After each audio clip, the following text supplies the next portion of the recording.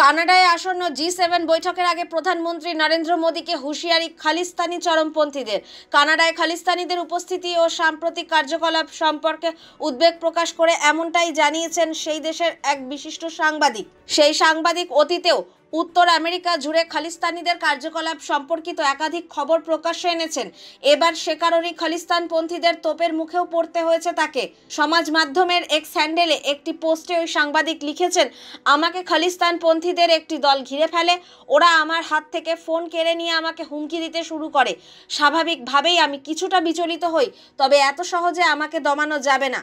তিনি আরও জানিয়েছেন, খালিস্তানপন্থীরা প্রকাশ্যেই হুমকি দিয়েছে যে তারা আসন্ন জি7 বৈঠকে ভারতের প্রধানমন্ত্রী মোদীকে অতর্কিতে আক্রমণ করবে। আগামী 15 থেকে 17 জুন 51তম জি7 সম্মেলন রয়েছে। এবার সম্মেলনের আয়োজক দেশ কানাডা।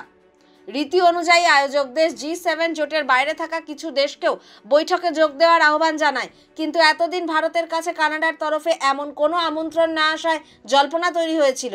শেষে সব জল্পনায় জল ঢেলে মোদীকে ফোন করেন কানাডার প্রধানমন্ত্রী মার্ক কার্নে।